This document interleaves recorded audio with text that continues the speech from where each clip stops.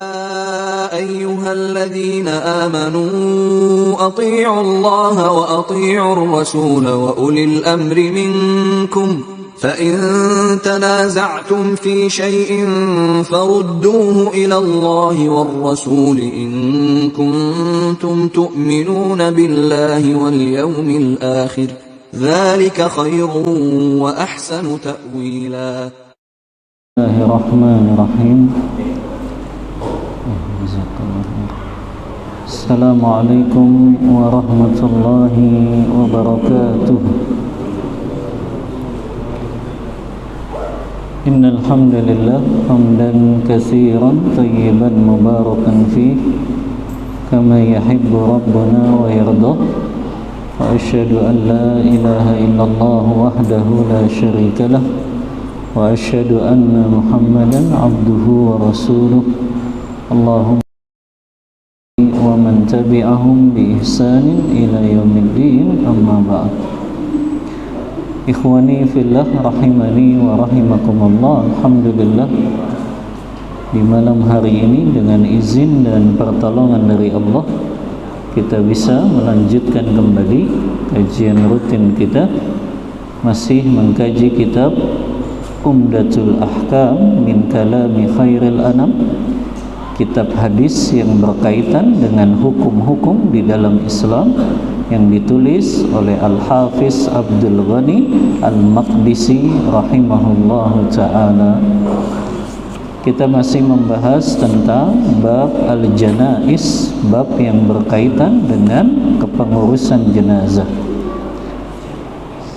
Kita sampai pada masalah yang kelima, hadis nomor 161. Babun fi tahrimit tasakhuti bil fi'li wal qawli. Bab haramnya bersikap marah dalam perbuatan dan perkataan ketika ditimpa musibah. Bab haramnya bersikap marah, gak suka, murka, baik itu secara perbuatan maupun perkataan ketika ditimpa musibah.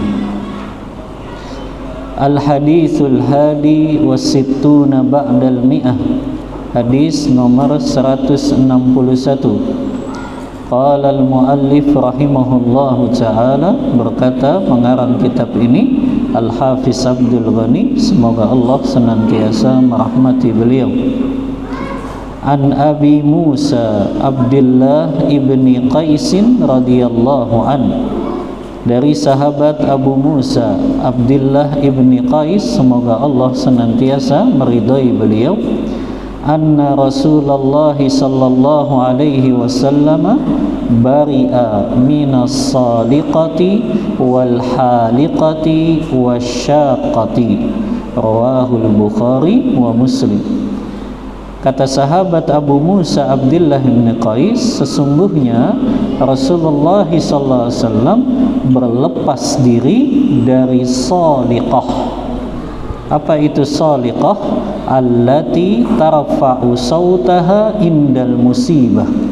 Orang-orang yang dia berteriak-teriak, mengeluarkan kata-kata yang seolah-olah dia nggak ridho dengan takdir Allah. Kata Abdullah bin Qais, Rasulullah berlepas diri dari orang yang dia berteriak-teriak, mengeluarkan kata-kata yang menunjukkan tidak ridho dengan apa yang Allah takdirkan. Itu makna dari sadiqah. Wal haliqah, Rasulullah juga berlepas diri dari al-haliqah. Siapa itu al-haliqah? Allati tahluku sya'raha, orang yang menggunduli rambutnya karena sebab ditimpa musibah kematian. Ini sama. Jadi dia gundulin rambutnya karena sebab apa? Ditimpa musibah. Apakah itu ditinggal wafat orang yang sangat dia sayangi? Maka ini juga Rasulullah berlepas diri dari orang yang seperti ini. Wasyaqah, Rasulullah juga berlepas diri dari syaqqah. Siapa itu syaqqah? Allati tashukku jaybaha au thawbaha tasakhutan ala qada'illah. Orang yang merobek-robek bajunya, merobek-robek kantongnya dalam rangka bersikap enggak ridho dengan apa yang Allah tetapkan ketika dia ditimpa musibah. Maka Rasulullah berlepas diri dari 3 golongan ini. Orang yang berteriak-teriak, mengeluarkan kata-kata yang dia tidak ridho ketika ditimpa musibah.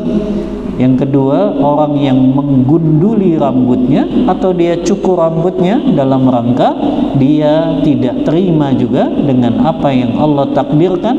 Yang ketiga, orang yang merobek-robek bajunya, merobek-robek sakunya, kantongnya dalam rangka bersikap marah, murka dengan apa yang Allah tetapkan. Rasulullah berlepas diri dari mereka semuanya. Kaidah yang disebutkan Imam Zahabi bahwa apabila ada kata-kata Rasulullah berlepas diri, maka itu maknanya adalah dosa besar. Ini kaidah ya. Kalau ada lafaz di dalam hadis Rasulullah berlepas diri, maka itu maknanya adalah dosa besar. Maka inilah yang disebut dengan niyahah, meratapi kematian seseorang karena orang tersebut sangat dia sayangi. Dan ini banyak dilakukan oleh kaum perempuan biasanya. Mereka meratapi kematian suaminya, meratapi kematian anaknya, meratapi kematian saudara kandungnya, saudari kandungnya. Dan ini semua termasuk dalam dosa besar. Hadis 162-nya. An Abdullah bin Mas'ud radhiyallahu anhu. Dari sahabat Abdullah bin Mas'ud, semoga Allah senantiasa meridai beliau. Anin Nabi sallallahu alaihi wasallam qala. Dari Nabi sallallahu alaihi wasallam beliau bersabda, "Laisa minna man darabal khududa wa syaqqal juyuba wa da'a bid'awal jahiliyah." Rawahul Bukhari wa Muslim. Kata Rasulullah, bukanlah dari golongan kami, bukanlah dari kalangan kaum muslimin mereka yang memukul-mukul, menampar-nampar pipinya, wasyaqqal juyub, merobek-robek kantong bajunya, wada'a bid'awal jahiliyah, mereka berteriak, berseru dengan seruan-seruan jahiliyah ketika ditinggal wafat oleh orang-orang dekatnya. Nah, ini yang disebut dengan meratap atau disebut dengan niyahah. Yang ulama sepakat bersikap niyahah ini termasuk dalam dosa besar. Bahkan ada sebuah hadis yang diriwayatkan Bukhari dan Muslim juga, al-mayyitu yu'adzabu bima niha alaihi. Seorang mayit, jenazah, dia bisa diazab karena sebab ada di antara keluarganya yang meratapi kematiannya. Nah, dengar tuh hadis ini, al-mayyitu yu'adzabu bima niha alaih. Seorang mayit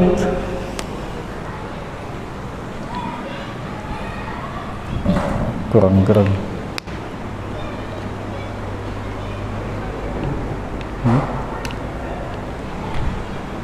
al-mayyitu, kata Rasulullah,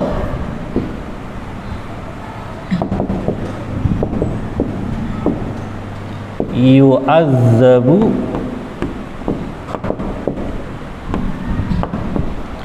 bima niha alaih.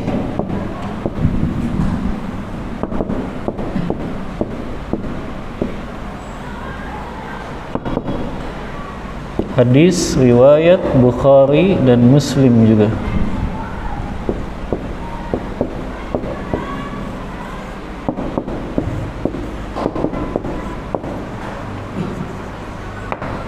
Habis.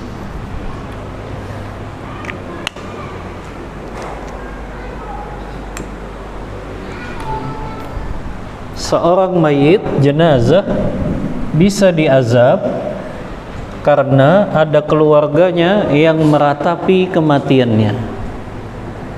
Hadis ini seolah-olah bertentangan dengan firman Allah, alla taziru waziratun ukhra. Alla taziru waziratun ukhra. Seseorang tidak akan mendapatkan dosa dari yang dilakukan oleh orang lain. Seseorang gak akan diazab oleh Allah karena perbuatan dosa orang lain. Seolah-olah bertentangan kan? Kok ini keluarganya yang meratapi, tapi kok mayitnya yang diazab? Sementara kata Allah, seseorang gak akan diazab karena perbuatan dosa orang lain. Faham antum? Kelihatannya bertentangan tidak? Kok bisa mayit ini diazab? Karena ada keluarganya yang meratap. Padahal yang meratapnya siapa? Keluarganya. Tapi kenapa kok mayitnya yang diazab? Makanya seolah-olah bertentangan dengan ayat ini. Seseorang nggak akan dapat dosa atau nggak akan diazab karena sebab dosa orang lain. Maka bagaimana cara menggabungkan dua dalil yang kelihatannya bertentangan ini? Makanya maknanya di sini kata para ulama, al-mayyitu yu'adzabu bima niha alaih. Seorang mayit diazab apabila ada keluarganya yang meratapinya, itu apabila si mayit ini berwasiat sebelum dia wafat. Kalau mayit itu berwasiat, kalau nanti saya meninggal kalian ratapi ya, maka baru mayit ini dapat azab. Tapi kalau ternyata mayit ini nggak berwasiat selama dia hidup, akhirnya ketika dia wafat keluarganya meratapinya, maka tetap nggak diazab mayitnya? Ya tidak. Karena makna mayit ini diazab kalau dia berwasiat sebelum wafatnya supaya diratapi kematiannya. Maka begitu ya, cara memahami dua dalil yang kelihatannya bertentangan, para ulama menggabungkannya. Kapan mayit itu diazab? Ketika keluarganya meratap, kalau sebelum wafat dia berwasiat untuk meratapi kematiannya. Ini cara pertama, ulama menggabungkan dua dalil ini. Cara yang kedua, kata ulama yang lain, makna diazab di sini bukan maknanya diazab secara zahir, tapi maknanya diazab di sini adalah mayit ini akan merasakan kesempitan dan kesakitan di alam barzah kalau ada keluarganya yang meratapinya. Jadi bukan diazab sama malaikat gitu ya, bukan dipentung, dipukuli, bukan, tapi dia hanya merasakan hatinya dan jiwanya sempit karena diratapi oleh keluarganya setelah dia meninggal dunia. Tapi wallahu a'lam, ana lebih condong pada pendapat yang pertama tadi, maknanya mayit itu diazab karena keluarganya yang meratapi, itu kalau mayit itu berwasiat sebelum dia wafat. Kalau dia berwasiat sebelum wafat supaya meratapi kematiannya, baru mayit itu akan diazab oleh Allah Ta'ala. Begitu ya, mara memahami hadis ini. Baik, kita ambil faidah-faidah dari dua hadis ini. Ma yu'khadhu minal hadis, faidah-faidah yang kita ambil dari hadis ini. Yang pertama, tahrimut tasakhuti min aqdarillahi ta'ala al-mu'limah. Haramnya bersikap marah, murka, tidak ridho dengan apa yang Allah tetapkan walaupun itu memang menyakitkan. wa izharu dzalika bin niyahah, bahkan menampakkan rasa tidak ridhonya orang tersebut dengan dia bersikap niyahah, meratapi kematian orang yang telah meninggalkannya. Awin nadbi, atau dia berseru dengan seruan jahiliyah. Seruan jahiliyah itu apa contohnya? Ya Allah, kenapa kok suami saya wafat? Suami saya ini orang baik.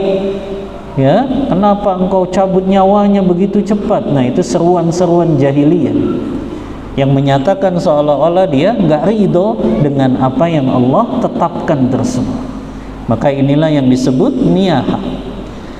Awin nadbi tadi ya, awin nadbi seruan-seruan jahiliyah.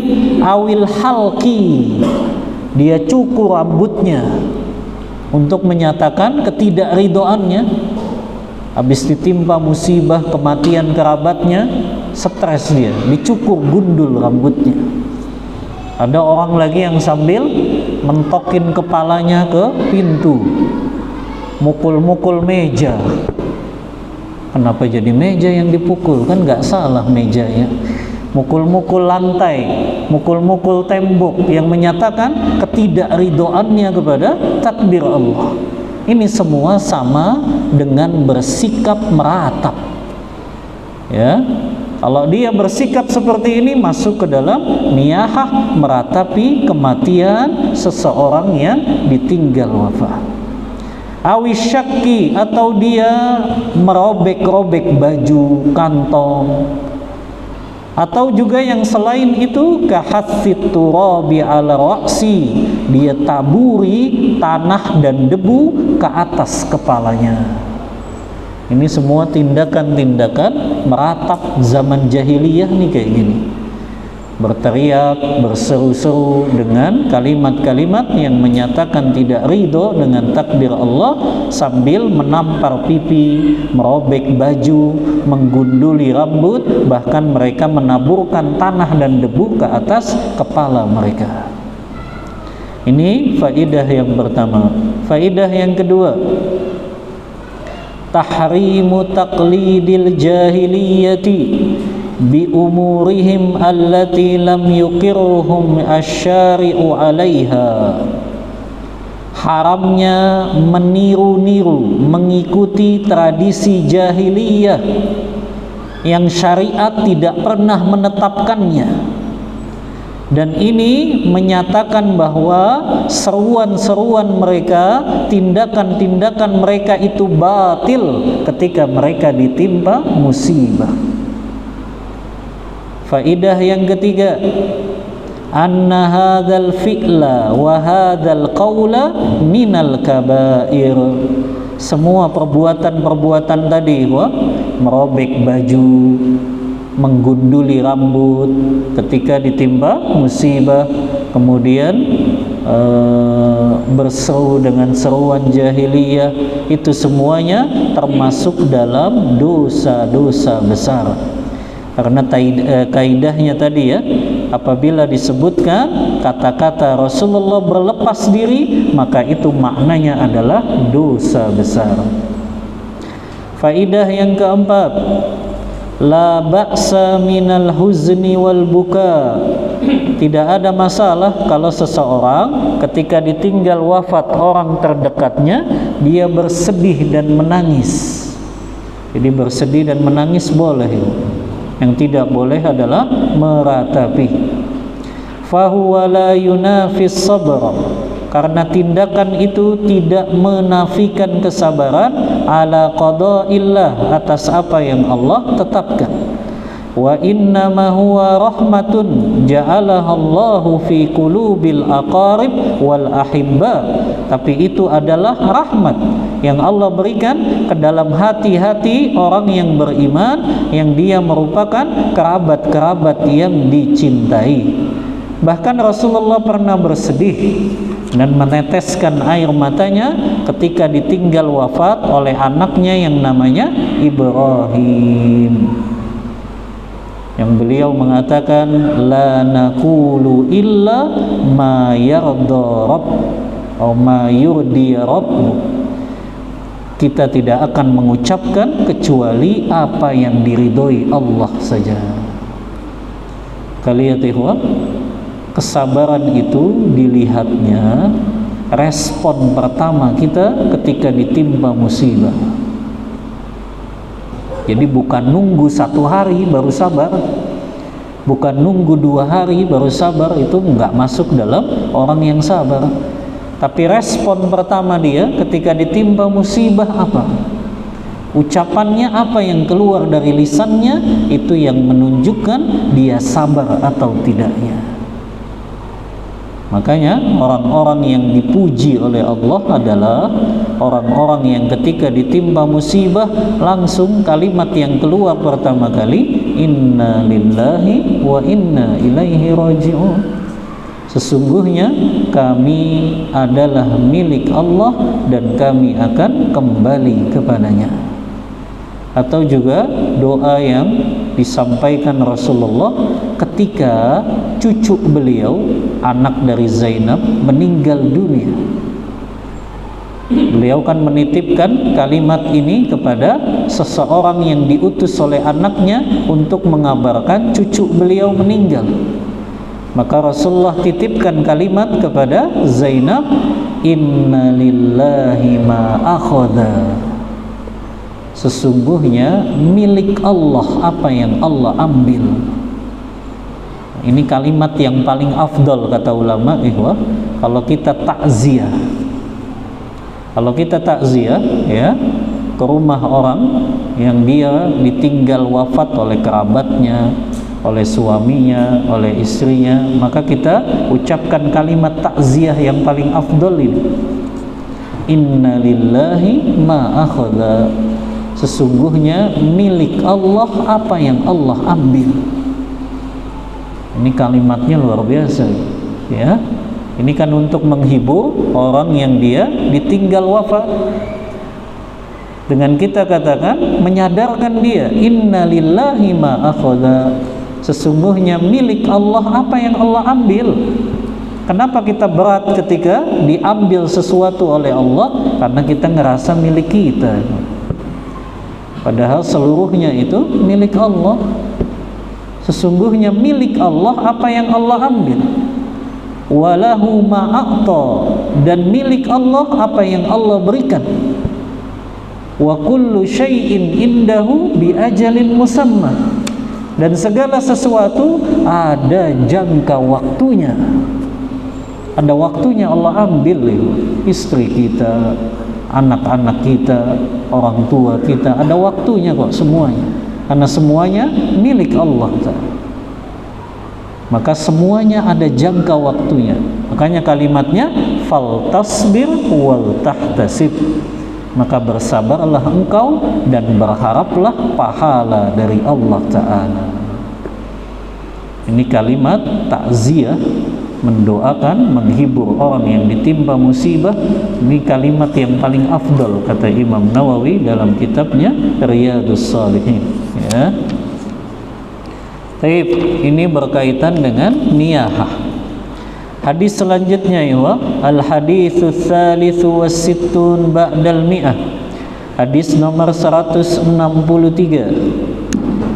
An Aisyah radhiyallahu anha qalat, dari ibunda kita Aisyah, semoga Allah senantiasa meridhai beliau berkata, lamma ishtakan Nabi sallallahu alaihi wasallam dzakara ba'du nisaihi kanisatan ra'atha bi ardil habasyah yuqalu laha Mariyah.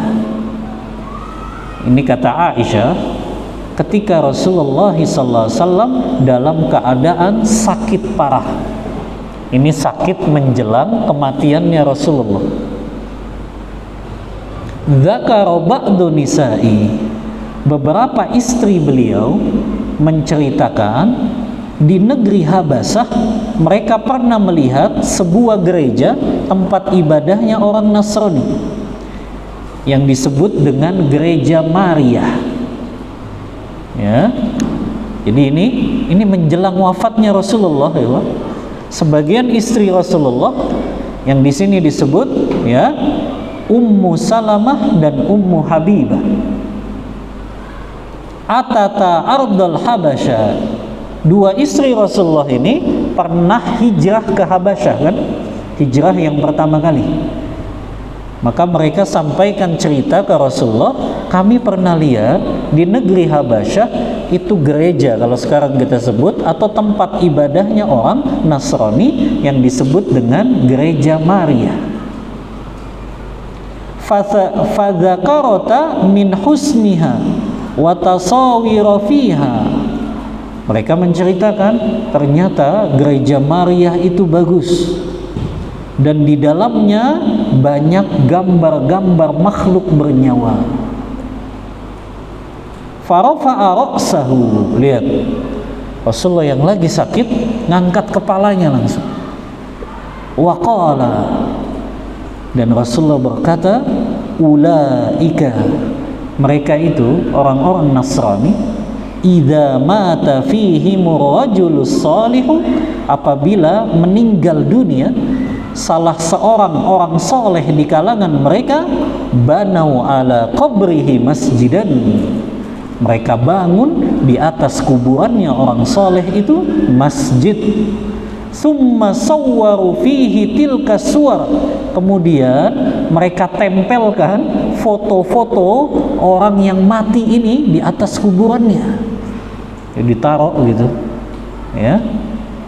Ini mirip ya, di zaman kita kan ada gini yang kayak gitu, ya. Padahal itu tradisinya sih, Nasrani. Ya, kalau ada orang yang meninggal dari kalangan mereka yang soleh, ya, mereka taruh itu foto-fotonya di atas kuburannya. Bahkan mereka taruh juga foto-foto itu di gereja tempat ibadah mereka. Ulaika syirarul khalqi indallah. Lihat kata Rasulullah, mereka itulah seburuk-buruk makhluk di sisi Allah Ta'ala. Ini Rasulullah nih yang ngucap. Mereka itulah yang membangun masjid di atas kuburan orang-orang soleh di atas mereka, ya. Kemudian mereka taruh gambar-gambar makhluk bernyawanya. Mereka jadikan juga itu sebagai tempat ibadah. Maka itu kata Rasulullah seburuk-buruk makhluk di sisi Allah Ta'ala. Hadis riwayat Bukhari dan Muslim. Padahal ini hadisnya Bukhari Muslim, ya. Tapi ternyata banyak yang tidak sampai ini kepada kaum muslimin hadis-hadis yang seperti ini, ya. Kalau mereka jadikan kuburan orang-orang saleh sebagai masjid, mereka tempelkan itu foto-foto orang solehnya yang sudah wafat tersebut, maka itu kata Rasulullah syirarul khalqi indallah, mereka itulah seburuk-buruk makhluk di sisi Allah Ta'ala. Ini hadis yang 163. Lihat ikhwan, ya. Kita ambil faidah-faidah dari hadis ini.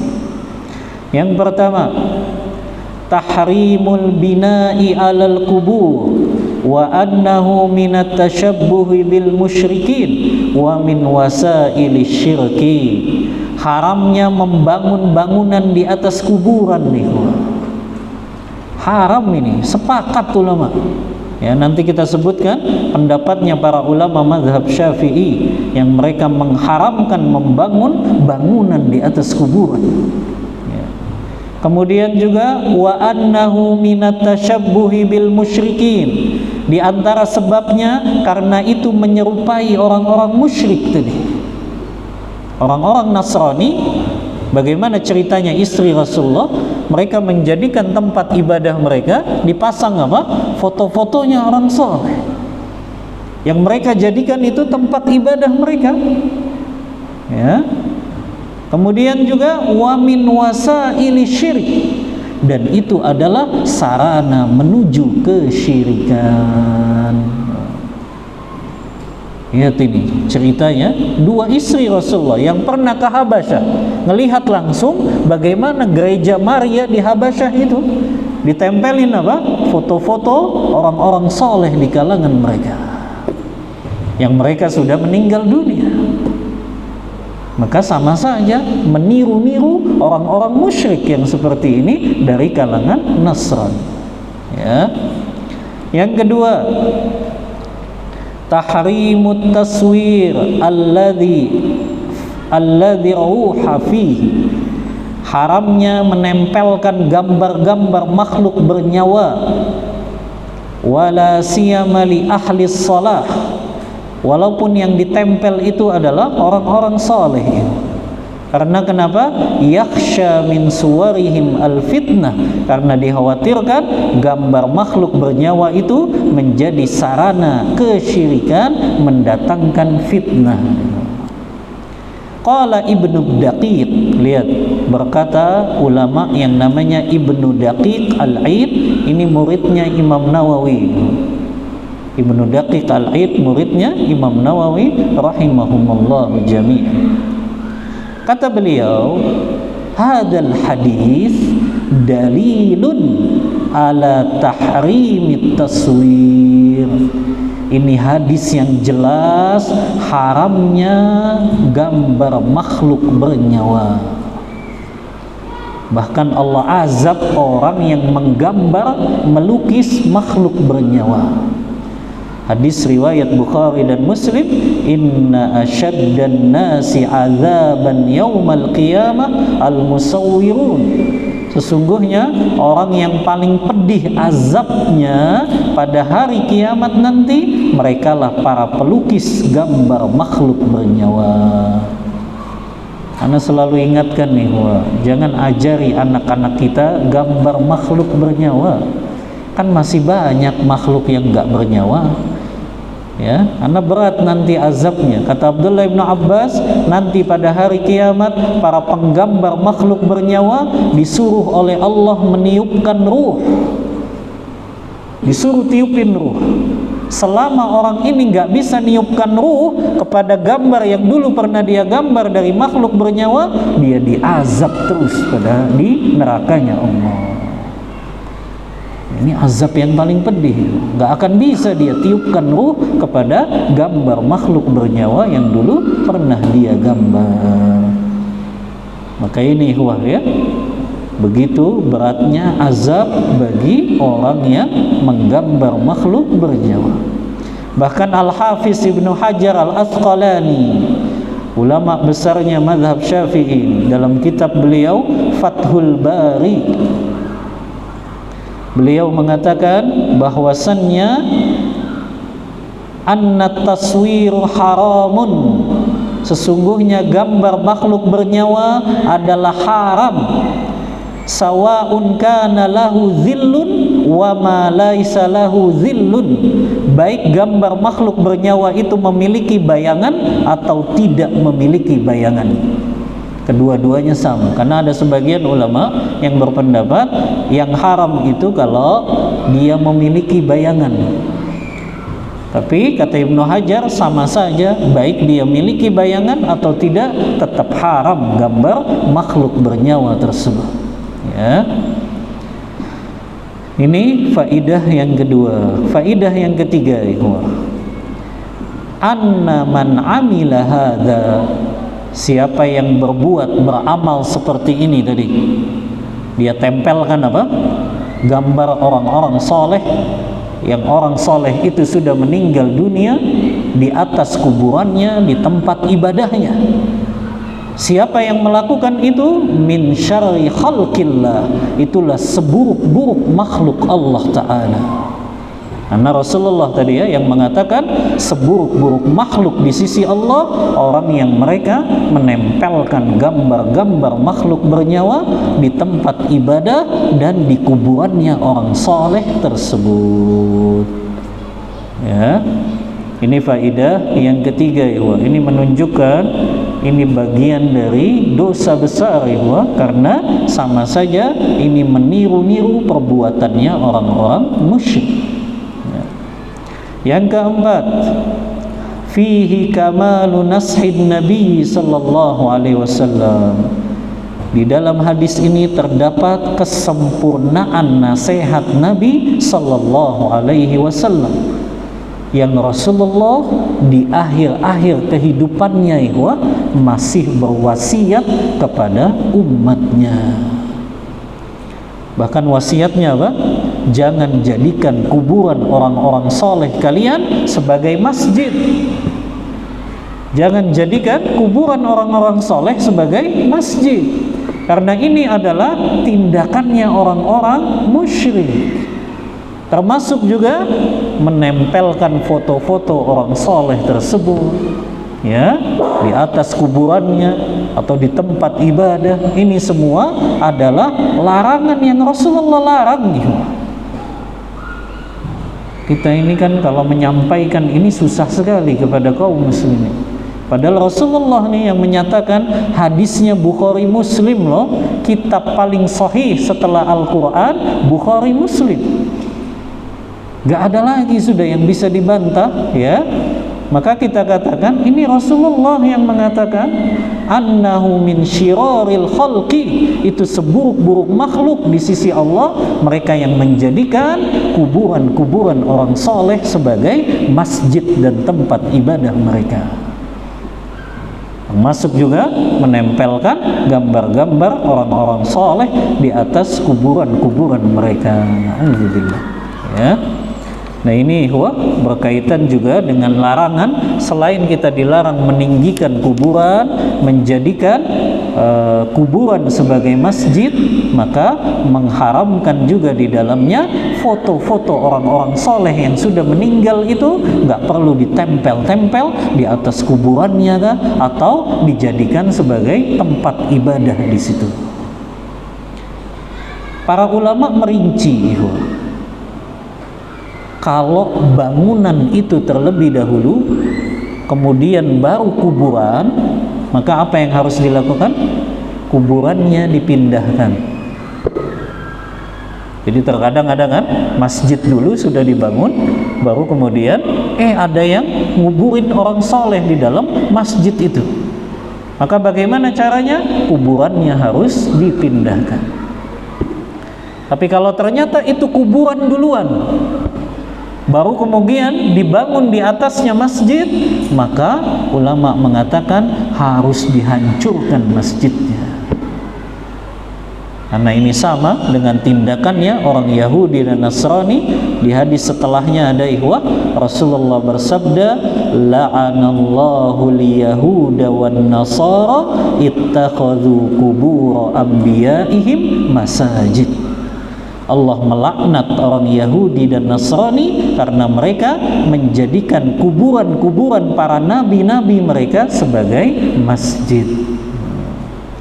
Maka tadi ya, mana yang lebih dulu nih? Kalau masjid dulu baru kuburannya dipindahkan dari masjid tersebut. Tapi kalau ternyata kuburan duluan baru dibangun masjid, itu harus dihancurkan sudah masjidnya. Karena nggak bisa lagi. Emang bisa kalau sudah dibangun di atasnya kuburannya dipindah? Nggak bisa kan? Ya, mau nggak mau harus dihancurkan. Ya, karena ini adalah tindakan yang diharamkan oleh Allah dan Rasul. Lihat ya hadis setelahnya ya. Hadis Rabi wasitun ba'dal mi'ah. Hadis 164-nya sama ini dari ibunda kita Aisyah radhiyallahu anha. Beliau berkata, qala Rasulullah sallallahu alaihi wasallam fi maradihi alladhi lam yakum minhu. Lihat kata Aisyah, Rasulullah pernah berkata di saat beliau dalam keadaan sakit parahnya, sampai beliau nggak bisa bangun dari tempat tidurnya. Berarti ini kan sakitnya Rasulullah menjelang wafatnya.